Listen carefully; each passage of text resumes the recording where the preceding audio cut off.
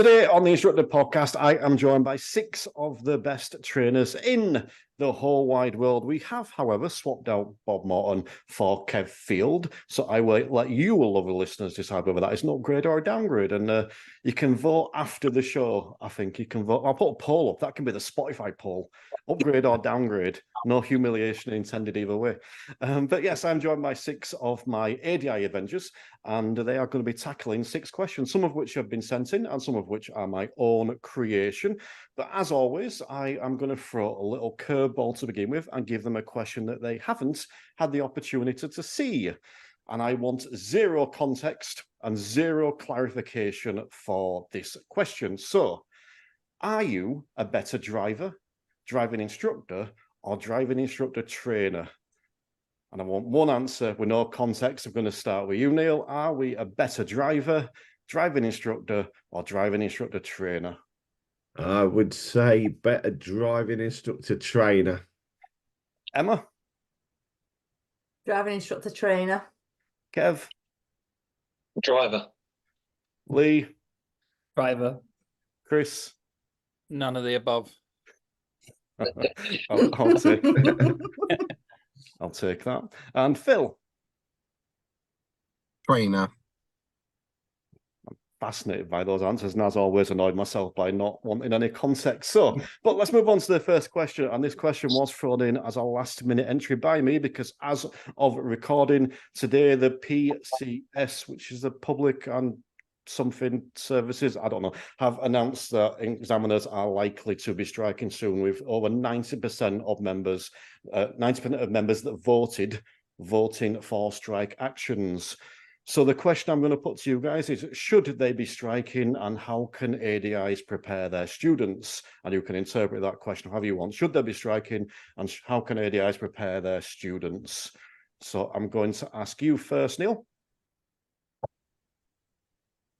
Okay. So should they be striking? They've probably got a reason for striking, but that's down to them. All we can do is prepare our students in the same way as we've been doing for the test delay and covering the strikes from before. I think we've just got to ride it out and see what happens, to be quite honest. Don't know what else we can do. We can't intervene with it. We can't get involved in it, so just let it ride it out. Okay, and the same question to you, Emma. Should they be striking, and how can we work with our students? Should they be striking? I don't think that's really our question to answer, purely because we've got our outside perspective of their job, the same as they've got their outside perspective of our job. So to understand fully whether they need to strike is on them. From the position of our students, I think it's been a battle since 2020, hasn't it? So for driving tests, to be fair, we want one thing or another. So I think it's just carry on with what we're doing, prepare them for it. And I think communicate, I think is the biggest thing, because if we don't communicate to people, that's where it's going to start to go wrong. Excellent. And I'm going to come to you, Kev, for your first contribution. So if you could talk in a Geordie accent and insult the DVSA, that'd be awesome. Can I do all the above, but not that? Because I think, when you talk about strikes, people don't do this lightly. From my background, they've probably got a reason to do that. It's the last resort normally that strike action is taken. And I don't really know what they're striking for. It's the terms and conditions, and they want to change the working ways, I suppose, is what a way of putting it. So, but I agree with them. If they've got a reason, there's obviously a reason for them to do it. How do you prepare your students? Well, you just do what you normally do. Tell them in advance, make them aware of what might happen, so they don't turn up on the day and then it's a big shock. It might happen. We don't know who's striking. We don't know what's going on. So just prepare them as much as you can, but tell them, we can communicate, and the DVSA obviously need to communicate with us. And I did it within 60 seconds. Look at that. I'm pretty good, isn't I? Yeah, you're welcome back. We'll make it 7 for 7. Oh, it's too complicated. Lee, same question for you. Should there be striking? Hold on. I think I pressed the wrong button. Should there be striking? And how can we prepare students? Yeah, absolutely they should. Like everyone else has said, they've got their reasons for change. And if you can force through the change that you want, then absolutely you should do what you need to do. Sometimes that's the last resort, isn't it, in our country? In terms of what we should do with our students, like everyone else has said, it's just a case of communicate it out. And they tend to, when they do this, they tend to say turn up, and maybe your examiner will be on strike and maybe they won't. So sometimes I don't think it's helpful to sort of tell the students that maybe the test will go ahead and maybe it won't. In the past, I've found it better just to sort of let's just see how it goes, because I don't want them to be distracted by maybe not doing the test and maybe doing the test, and let's just turn up and see what happens. And sometimes I've done that and the whole gates to the test centre have been shut, and sometimes our examiner wasn't on a strike and everyone else's were. So just turn up and see how you get on. Excellent. 2 time limits reached already. That's good. Chris, same question to you. Yeah, so I think absolutely the Public and Commercial Services Union, just to help you out, should strike if they feel it's appropriate to do so, because we don't know. What we do know is trying to get change from the DVSA is challenging. So I think in a way we should recognise that they're probably facing the same issues as we are from that kind of movement perspective. It's really difficult when it's the pupil that's affected. But we want good, happy examiners that are doing a good job, and I think we need to support that. So it's regional; it depends on your local test centre and who gets affected. But absolutely, I think we need to be recognising that need for action. If they're feeling that strongly and they're the ones that are going to suffer, then we need to be acknowledging that and not blaming the staff rather than the DVSA, and remembering the difference between the two. Same question to you, Phil. Yes, I think they should be striking, if nothing else, but because they voted for it, and that's how democracy works. And if they believe they should be, they absolutely should be. And I think as instructors, we should be supporting them because we want them out there being able to do a good job. I think from a point of view of your pupils' communication, just make sure they know what's going on. I agree with Lee, where you don't necessarily want them in the mindset that they might not take a test. So I think you need to work with your pupil to make them aware that they might take their test, and therefore let's go planning to take a test. Maybe as an idea, actually, if you get there and they haven't, and you don't have a test, is do a mock test with them instead, so that they're in the mindset that they're going to do some sort of test, whether it's the real one or a mock one, and that might get them in the right frame of mind. Cool. And you guys know, and anyone listening know, that I rarely give any kind of opinion on this. I sit back and let you guys do it, but I'm going to on this one because I fully agree there should be striking if that's what they voted for. I know 50% of members did take part in the vote, with over 90% voting to strike, which is quite comprehensive, especially when you consider we struggle to get more than 5% of people voting in our industry. So, yeah, fair enough. And I am in contact, and I've been in contact with the PCS today, and we're hoping to get someone on the show soon to find out a bit more, which will be quite cool. But let's move on, because I want to move to the second question, which is, what changes would you make to the UK driving test? And we're coming to you first on this one, Emma. What changes would you make to the UK driving test? I've been pondering this one. So the only one I pondered, actually. I think the only changes that I would make is that it starts, the driving test starts in the test centre, where the examiner gets to see some sort of log or some sort of overview of that student's progress to this point. How have they got there? And other than that, I actually like the driving test. I think it includes a lot of real life stuff since we've gone to like sat nav, following signs, and more realistic manoeuvres. So that would be the only thing I would change. Good stuff. And same question to you, Kev. What changes would you make to the UK driving test? I suppose I'm going to be controversial, but I would like to see it longer, up to an hour minimum. But I'd also like to see, in an ideal world, that they're retested in 2 years' time. I think that's totally out there, never going to happen, but I would love to see it brought in. You know, I just think the 38 or 35, 40 minutes, whatever it is at the moment, it could be quite easy. Make it an hour, but then they also know they're going to get retested in 2 years' time.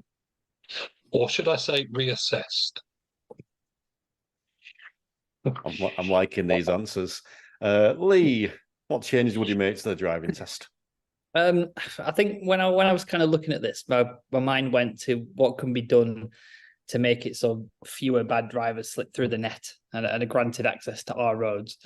And I think a lot of that falls on our shoulders before they arrive on the test, you know, sort of creating drivers who think right and therefore drive right. But in terms of the test itself, I'd lower the amount of faults allowed. I know that's going to be controversial, but the standard should be higher. 15 is pathetic. People aim for a minimum standard when you give them 15 faults. I'd like to see learners starting at 16, but not being able to pass the test until the 17, and that would create less urgency. So you wouldn't rush through your training. There'd be less point to do so. More reflection time in between, so more learning in between. And I'd also make retesting compulsory. I'd say first one after 12 months, and then every 5 years to keep standards up and catch out those who fluke through it. And I think it'd keep tabs on the aging drivers who might be losing their abilities to see and react. So sort of like a standards check system. If you fail 3 times, you lose your license until you start again and pass again. Snuck in an extra 10 seconds there, but we'll let you off because a second one for retesting. Chris, are you going to carry the same thoughts for any of those? Have you got anything new to add around changes for the driving test? I'd initially ban ADIs from focusing on it. That would be my first step, because then we're not worried about what the test is. It's irrelevant. I'd move it to 18, which we should have done at the end of COVID, and it would have made roads safer and we wouldn't have a waiting list. I would, I'd change the theory heavily and make it up to date, relevant, and, you know, and change the focus there. I would also go for a graduated system. So there was some form of follow up afterwards. Possibly using insurance companies or something like that to do it though, rather than testing, because they can't manage what they've got.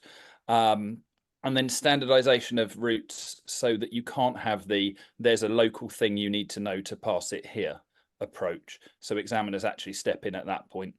And I'd probably reduce the number of faults down, the accumulative faults down to 10 instead of having them at 15. I think. Impressed but not surprised you managed to get the theory test wedged in there somewhere. Phil, same question to you. So I'm going to agree with Kev. I think it should be longer. I think it should be an hour-long assessment, not a test. And I think we should scrap faults, full stop, and make it more of a competency-based assessment, a little bit like the standards check in the part 3, where you have to go and show that you are competent at certain skills that the DVSA can set out. They can give me a ring and ask me the skills if they like. But it's a competency base. So you're trying to show the examiner what you can do rather than trying not to make a mistake. And if you do make a mistake, you have the opportunity within the hour to go and show that you are still competent at that thing and it was just a one-off moment. And the examiner should have discretion to be able to change the route during that hour to assess that. And I think that would change the way we teach pupils as well, because we'd be looking at positives rather than faults. I like it. And Neil, have you got anything to add to all that? Are you very much on the same wavelength? Well, a little bit different actually, because I'd like to see it more like the part 2 test where it's only 6 faults. I would like to see them bring back all the manoeuvres, so left reverse, right reverse, turn in a road and all that, and add another one in, put in a U-turn in as well. so it is more real life. And just adding it to a bit more longer, but then I do like the fact that assessment after 2 years, so that graduated license, but also reducing the categories down that they can drive once they've passed a test until they've been reassessed. So it's just putting extra in, so 6 faults, all the manoeuvres, so they've got more to choose from, and 2 in a test. And then obviously just a bit more graduated stuff, gently feeding them into faster cars. By way of pointing up or down, if I was able to add all of those things into the driving test for 2024, would the pass rate for 2024 be higher or lower than this year, 2023?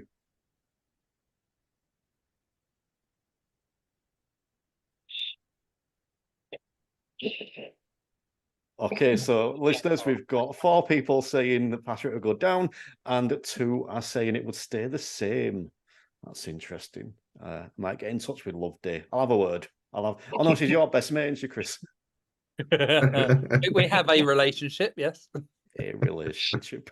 That's what I said to my ex-wife recently. Situationship. Kev, we are coming to you to kick off this one, and we're going to ask, what advice would you give to someone looking to go independent? Now, I will just say this was a question sent in by someone privately that wanted to remain anonymous. So what advice would you give to someone that was looking to go independent? First off, do it. Is the simple bit. Do it. If you're thinking about it, there's obviously a reason behind it. Build your network. So you have people around you. You know, when you think of franchise, I think it's really good because you've got a support there. When you go independent, you tend to lose a little bit of that. So make sure you've got a support network to, who can I ask? You know, if I run short of pupils one day, who can I talk to that could help me out a little bit? So definitely do it. Get a support network around you. Yeah, and start enjoying it, working for yourself. Good stuff. Same to you, Lee. What advice would you offer to someone looking to go independent? I'd say look at the numbers first. You know, do you rely on your franchise to generate business, or do you get a lot of customers through word of mouth? If the majority is through your franchise, well, what's the plan? How are you going to replace that? You know, are you going to plan on advertising? You know, how much is that going to cost? How much it's going to cost to advertise and rent or buy a car and tax it and insure it and service it and get replacement glass and tires? And look at those numbers and ask yourself at the end, is it worth it?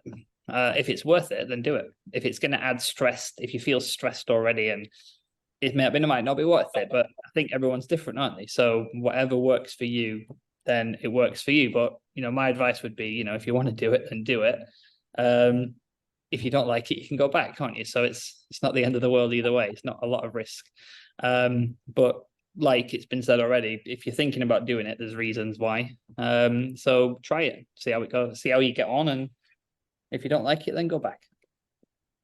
Chris?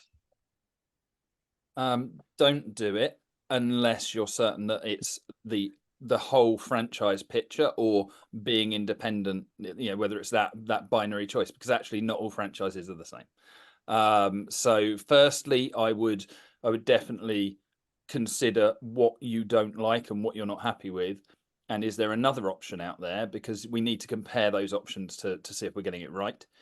If you do decide that you want to leave, be really honest with yourself about what you're crap at, and then put strategies for that in place, because that might be something that you actually think, I need a franchise of some kind in there to support those, or can I get other solutions in its place?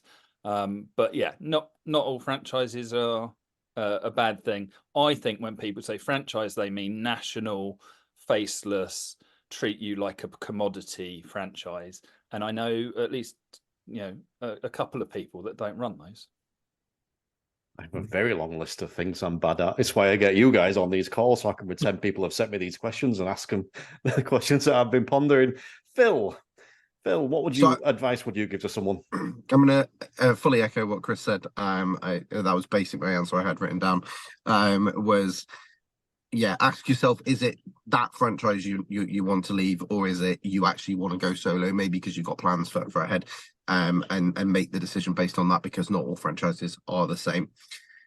If it is you want to go solo because maybe you've got grander plans and you want to expand, or just for whatever reason you want to go solo, I would say invest in yourself and make sure you are continuously improving so that you don't get left behind and caught up stagnating, basically. And I would probably suggest that when you first start, that you invest in business things rather than driving instructor things. And sorry, Terry, I can't see the clock on that one, so I just carried on talking. There may have been someone accidentally forget to press a button there, but either way, I think it was less than 60 seconds, so we're all good. Another thing to add to the list of things I'm crap at. Neil, what was the question? Whatever the question was, answer it. I think you've got to look at your franchise that you're in, decide whether it's something you really want to be in or you want to move out of it. And if you do, make sure you've looked at the business side of the running a business. No, don't just jump into it and just expand, because running a driving school is a business. I would also tag myself around a person that you feel really comfortable and could trust and be a mentor for you, but also be part of local associations to have that support network as well. But mainly it is what the guys have been saying, not all franchises are bad. Some are there for help and support, and some are there for the other types of things that they want to do, corrupt you and get your money. But there we go. But it's all about you, and it's what you feel and how you feel you're going to improve yourself. The next question is, which franchises are out there to corrupt and take your money? Is that because it's yours, Chris, that you're putting your hand up there? No, I've got a list. Right, okay. Is it longer or shorter than the things I'm crap at? We're getting it. I'm not good at maths. I Yes. can't get that high. Emma, what advice would you offer? I think reiterating a lot of what's been said, really. I think really consider why you're leaving the franchise. What is it that franchise is offering? What are they not offering? Is that available with a different one?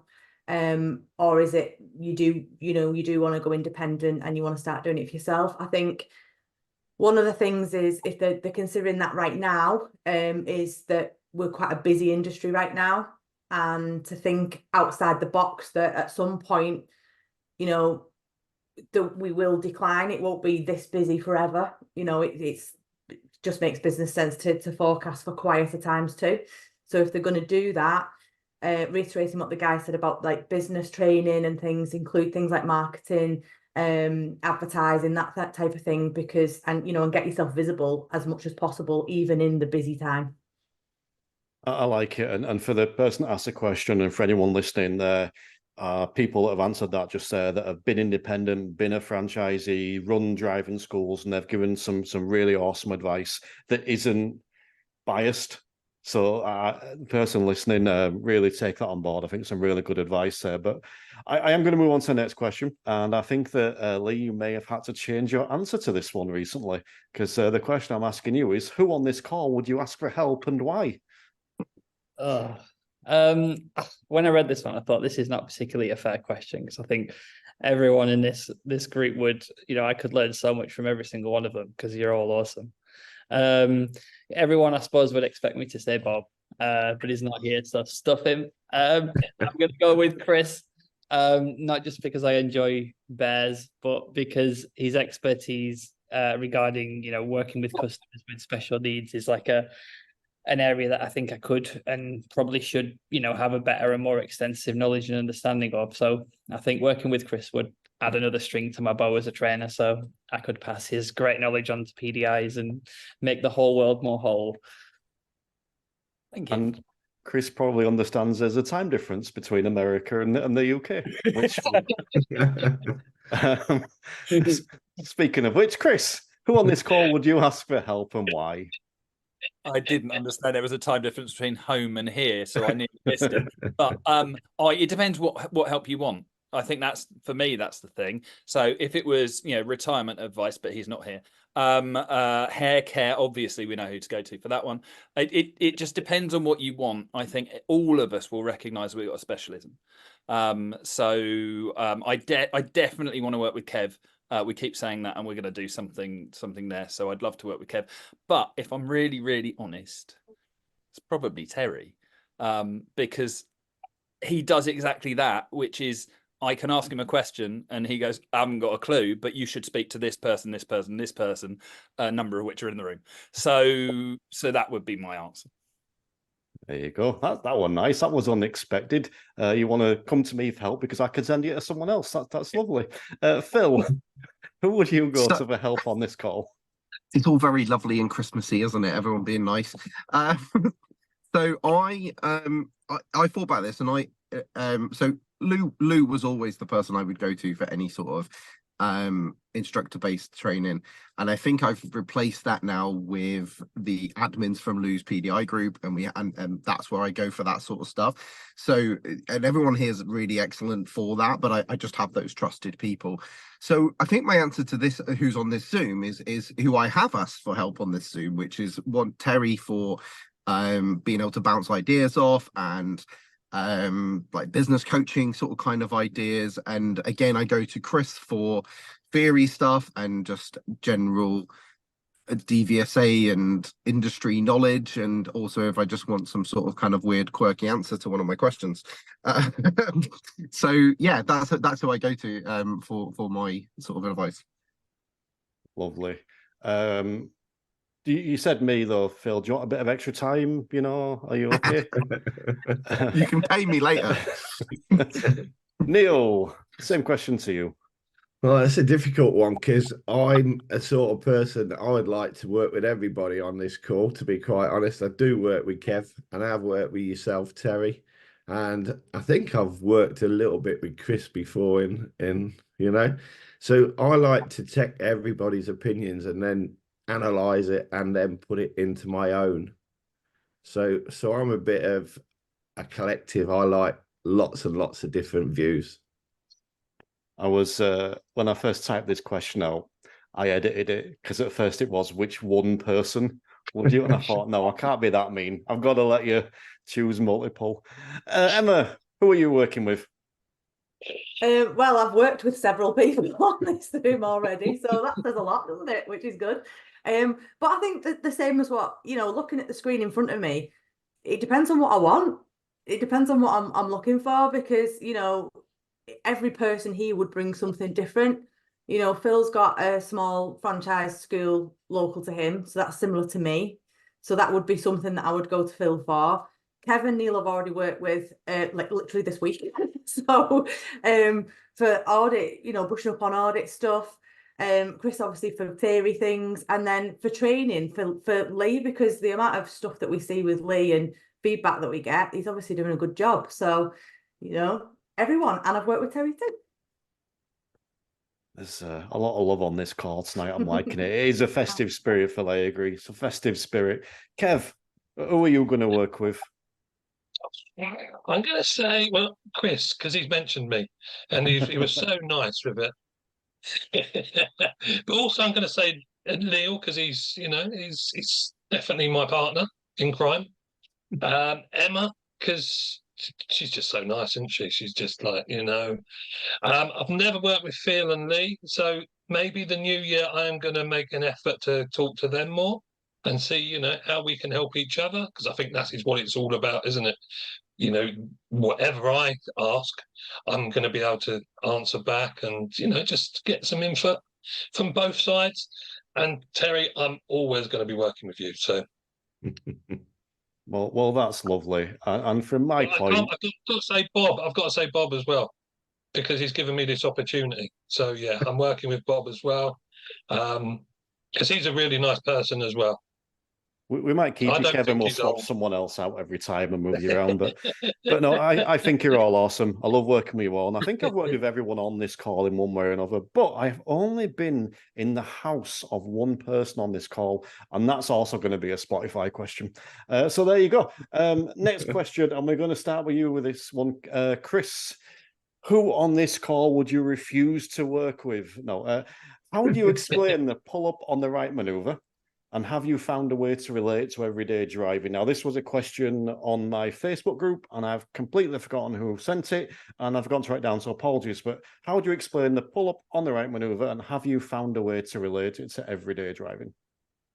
Yes, you are picking up a curry. You pull up on the right-hand side to go and pick it up. And when you come out, there's a lorry in front of you can't see down the road. So what are you going to do to deal with the lorry? Reverse back so you get a better view, and then safely move on to the correct side of the road and carry on your journey. So, you just imagine the invisible lorry as a visible lorry, because otherwise that wouldn't make sense. And then you deal with the hazard that could be there. It makes it probably the most real life genuine maneuver out of the test. Bill, what about you? Pretty much the same, although mine's not picking up a curry, mine's going to the shop. Yeah, so, and actually I would probably expand that a little bit and go to the shops and put the shops on the right hand side and pull over by the shops so it feels real. And then with the lorry thing, go and find a van or a lorry, pull up behind it and make them reverse back until they can see. Like, create these scenarios, make it real. Yeah, so I think that's it really. Just like make it real. Maybe go to their friend's house but make sure you're coming down the road so it's on the right, and then actually ask them the question, like, which side of the road would you pull over on this now? Would you pull over on the left and cross the road, or would you pull over on the right? Or drive down a road where pulling over on the right seems to be what everyone's doing, and then bring that into the conversation. So yeah, just put them in those, like, forget about the driving test, just put them in the scenarios where they need to pull over on the right. And then put them in the scenarios where they have to reverse because they can't see. I had a student the other day that said to me she'd never seen me as excited because I'd seen her skip, and we'll drive along, and I got ridiculously excited because I could get her to parallel park around it. And she's like, I've never seen anyone as happy as you when you'd seen this skip.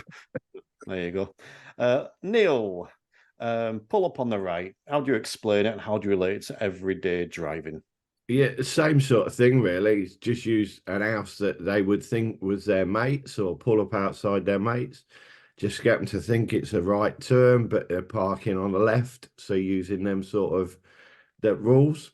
But mainly it's just putting it into real life situations, and hope and pray somebody's pulled up in front of you when you've stopped, so that you can reverse back. But if not, like you say, just find another car and pull up on the right in front of it, and then just explain why they've got to reverse back, and make sure they do effective observations.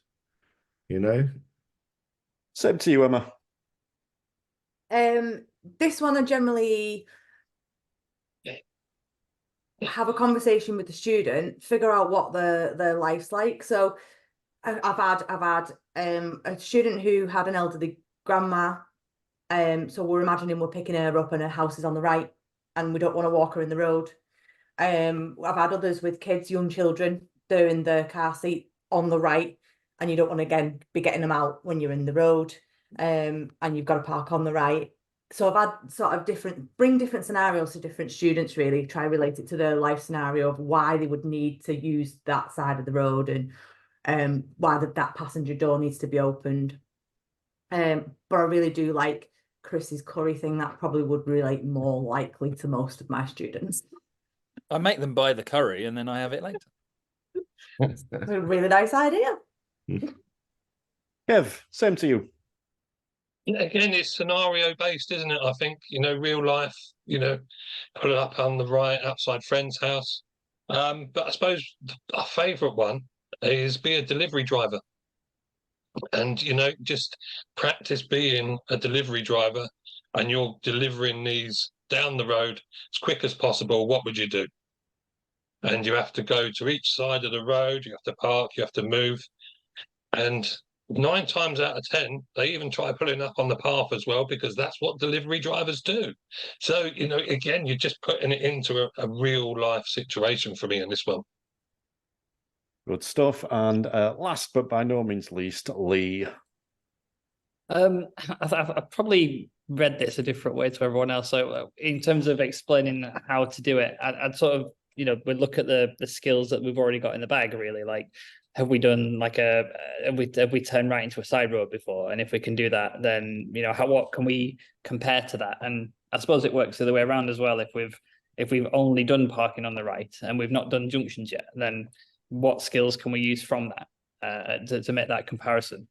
I mean, there's loads of comparisons that you can make, from everyday driving, like people suggest. I mean, like everyone said, I suppose you could look at it and think it's like one of those scenarios where you pull up on the right next to the shop and then you reverse back because you're blocking a driveway, and then you go, nah, I don't want my shopping now, and you just go again. But that's a bit silly. But like everyone said, it's kind of putting it into real life scenarios, and I think a good one is asking them to just pull up, and don't say left or right, and just have a road where maybe it is clearly a double yellow down the left, and just see what they do. And it can create a conversation, and it can create learning through that conversation. Great answer, but another 10 seconds stolen, so that's coming off your time to promote yourself later on. But I've said it before and I'll say it again. If people only listen to one episode or one kind of series around the podcast, it should be this.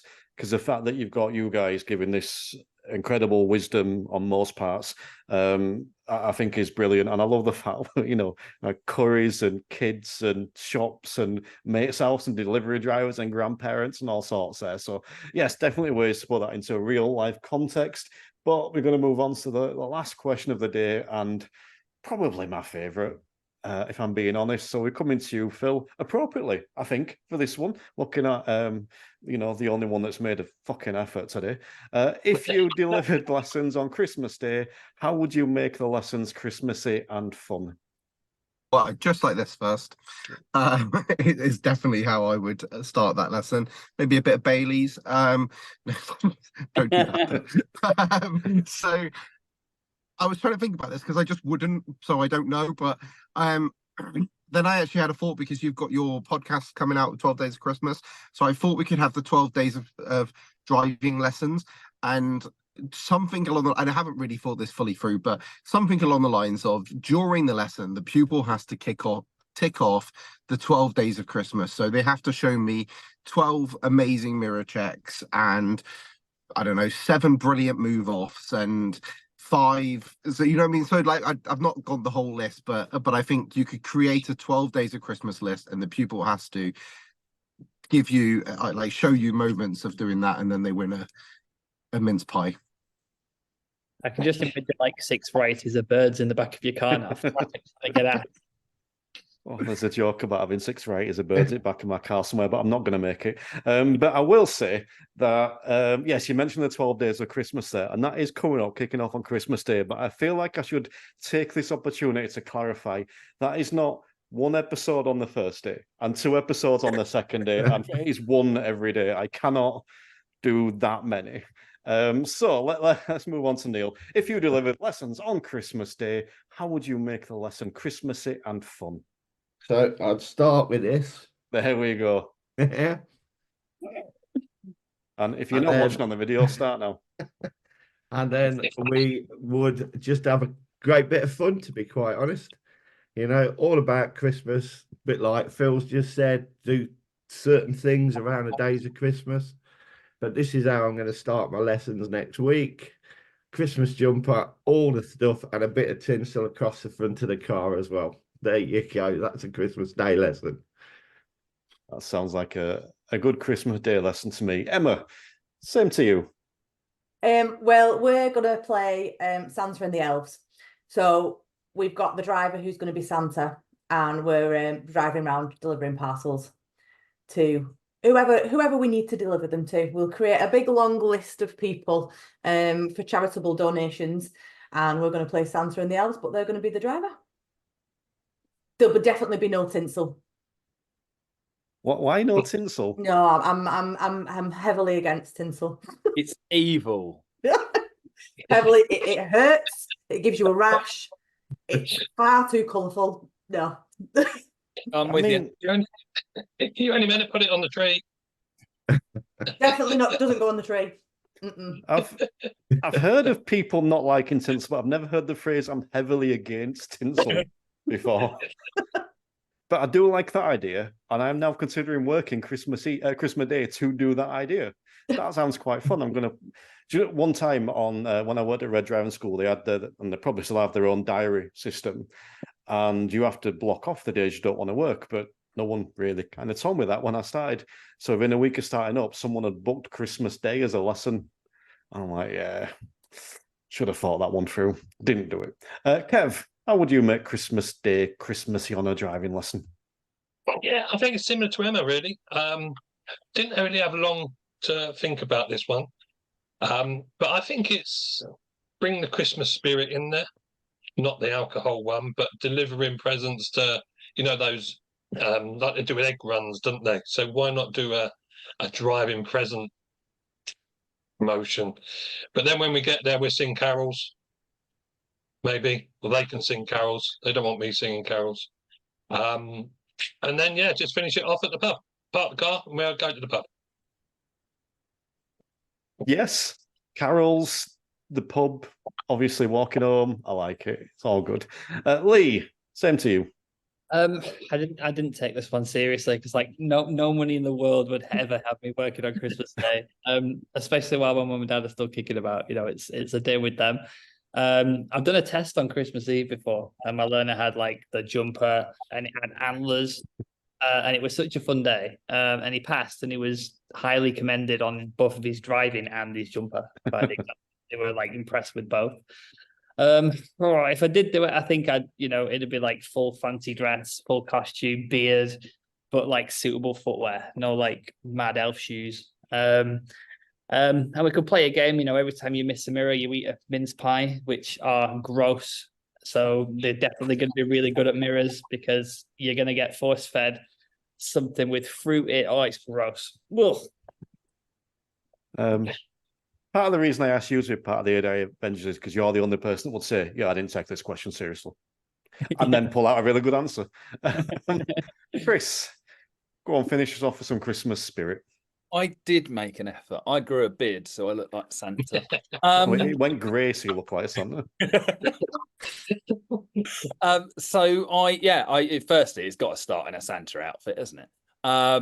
But I've done Boxing Day, and I stopped doing Christmas Eve because they're just stupidly dangerous because everyone's mental. But I would, go out. We'd have loads of Christmas songs going. There'd be hardly anyone on the road that we want to go near. So we'd just go and have a good drive round and enjoy the fact it's Christmas and we're having a bit of fun. And hopefully during that, there's some nice productive learning that goes on. But I don't know what it's going to be because I'm not there with that pupil yet. And I will do a focus on exactly what's good for that pupil at that moment in time and not plan the lesson. If I was working on Christmas Day, I would 100% do what I wanted and not the pupil. And it would very likely be bay parking because that seems like a really good lesson for Christmas Day. But yes, that's it has tempted me now. Maybe I should Christmas Eve, Christmas Day, and Boxing Day. I might open my diary up. All right, so we get to finish with my favorite one that we always do. So I'm going to start with you again on this one, Phil. Do you want to take a moment to tell people why you're awesome and where they can find you? Why am I awesome? I forgot about that. I'm awesome because I invest in myself and do lots of CPD.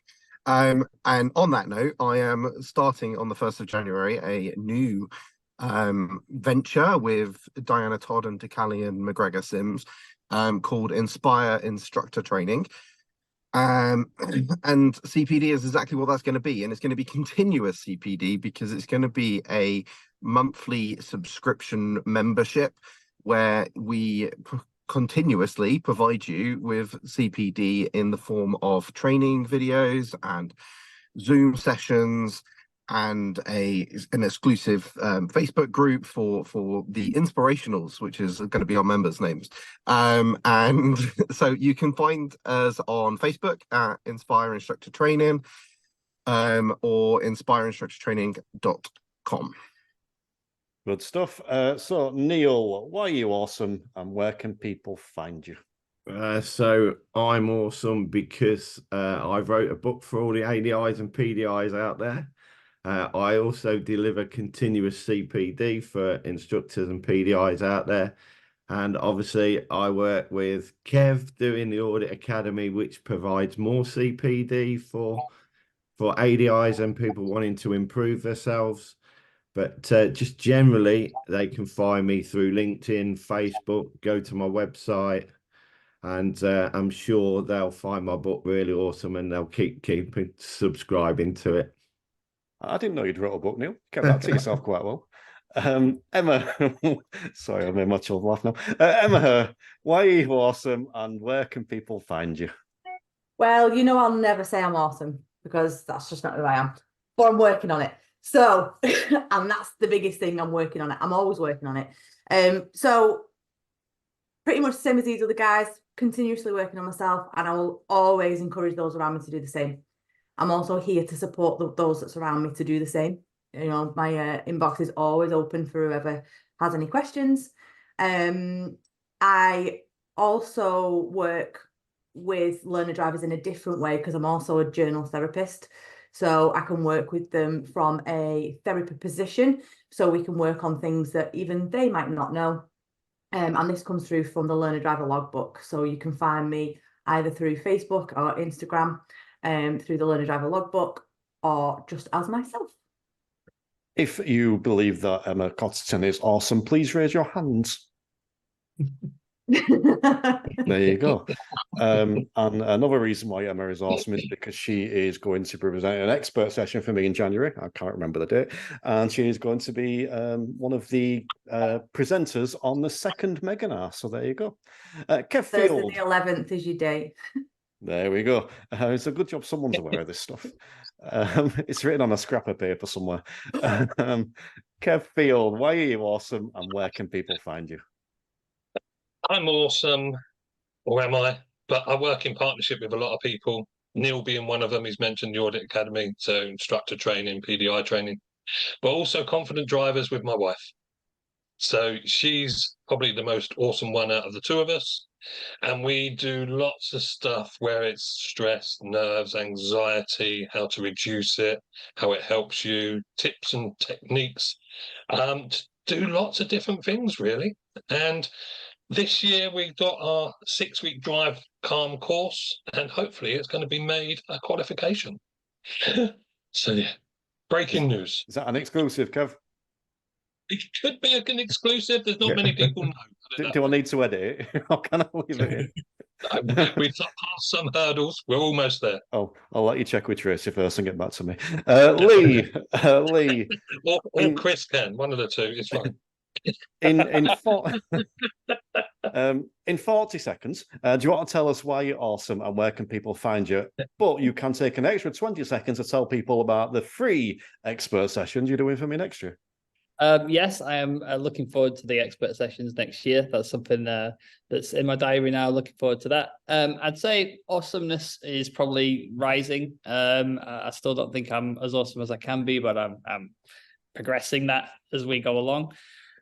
People can find me on adidoctor.co.uk and pdidoctor.co.uk. The twins are still kicking around on all social medias and stuff. Google will probably tell you to, do you mean Spray if you type my name into Google, but it will correct it for you eventually. And yeah, I'm kind of here to help people. I help a lot of people that are on their final attempt at Standard Shekel Part 3. I've been there. I know exactly what you're going through, especially over Christmas. So if you want my help, then I can do that for you and we can get through it together. If they type in Lee Blackburn Rovers Spary, will that take you more directly? It will correct it to Lee Blackburn Rovers Football Club Spary for my 4 middle names. There you go. But yes, it will take you to the bloody Sky Sports interview and the local paper. And what I will say, actually, is thinking back to our first 6 for 60, your answer was very different. Then you were very self-deprecating and you were like, oh, who am I to be on here? But now you're full of the joys of spring and confidence, and it's a pleasure to see. So speaking of people that are full of the joys of spring and confidence and a pleasure to see, Chris, why are you awesome and where can people find you? Well, some call me a flat earther, but others call me a heretic. I like going against what everybody does and saying why are we doing that? Should we be doing it? And just challenging things a bit. So I think the industry needs more of that. We follow what the DVSA does too often. So that's probably, I don't know if I'd use the word awesome. It's a bit American. And people can find me on the ditc.co.uk for the signposting platform for the industry. They can find me on Theory Test Explained on Facebook and most other social medias, TikTok included. So if you want to send your pupils some videos that are educational about driver training, check out TikTok and Instagram and tap into that, because I'd love to work with more and more instructors. And on a completely unrelated note, my car came up with an alert today, a genuine alert that I had never seen before, that said, "Do not depress the gas pedal whilst the vehicle is stationary." I have never seen that before. When you were moving, you told it wasn't nearly as good as the clutch or the brake. Yeah. It's good advice, to be fair. But and yeah, maybe we'll make that a question for the live session in March. Speaking of which, the next 6 for 60 will be live on Drive Instructor Day, which, please someone nod or shake the head, which I'm fairly confident is on March the 16th, and it's a Saturday, and we're probably doing it live at 7:30, and it's very probably going to be on the Instructor Podcast Facebook page, all that stuff. So if you're listening, make sure you go and check that out in 3 months' time. But for now, thank you guys for joining me for the 3 that we've done this year. Thank you, Kev, for joining me for the 1 you've done this year. Welcome edition. Maybe we'll make it the 7th. Oh, that's too complicated again. But yeah, thank you guys for joining me today. It's been brilliant, and for the others this year. Thank you. Thank you. Thank you. Cheers.